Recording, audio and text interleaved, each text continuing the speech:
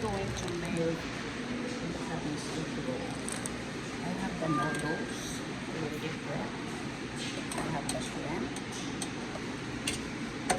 Cut it in half.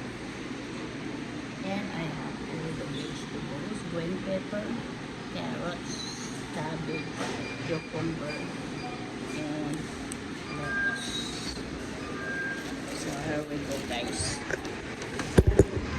Let's watch and learn. Watch and learn.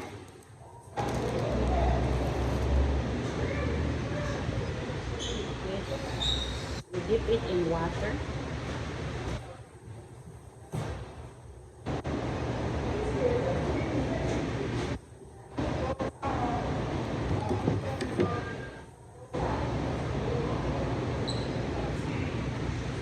And then we put the lettuce. Put the lettuce.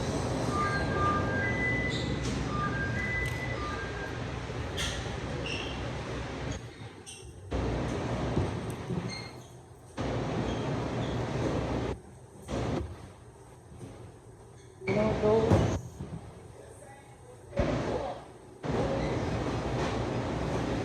Noodles. Carrots. Cabbage.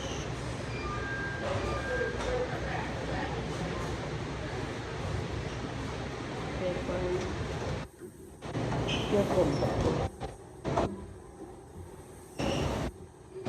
Then shrimp.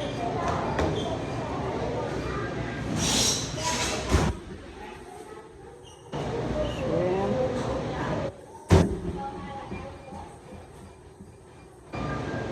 Let's try.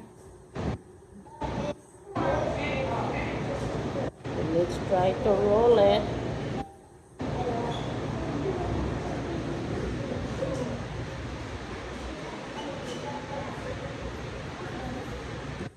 I think I made a lot or a big one. So, to the side. And push a little bit through so the shrimp will be tucked in.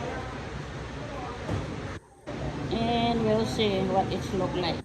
My first Vietnamese egg roll wrap. Fresh egg roll. My first time. My first time. So I need to make it really good so it can stay.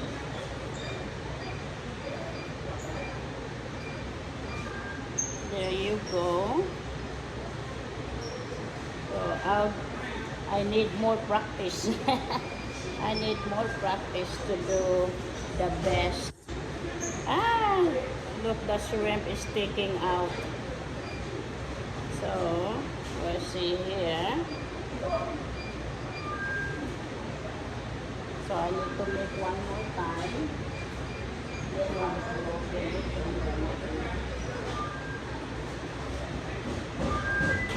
One more time.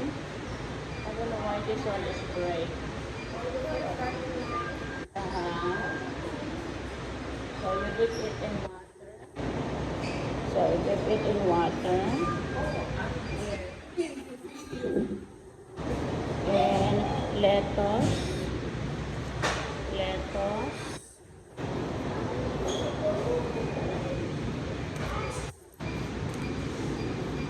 To make it a crunch, I add this one.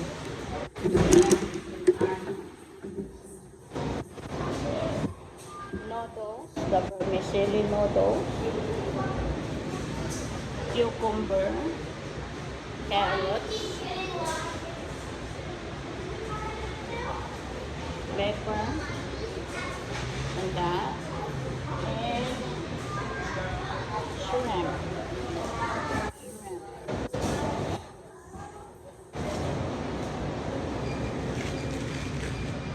So we'll see what it looks like this time. This looks easy to watch, but then to make is really hard.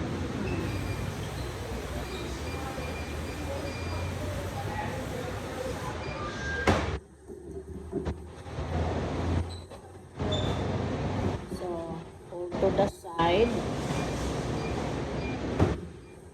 And it's like making egg roll or lumpia, but this kind is like a slippery one because all the ingredients is wet. So, ayan, this is my second time.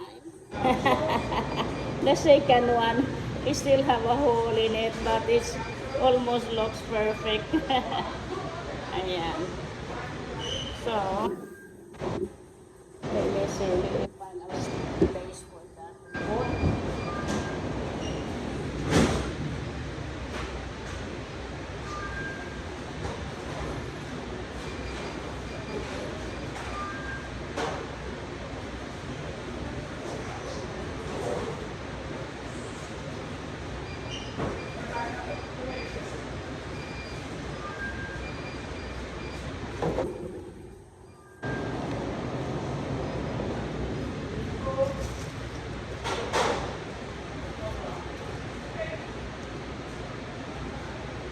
So, put it right here in a nice dish. Put in a nice dish. Ayan. With the shrimps taken out. So, we have to make more. It is 15. Thanks for watching.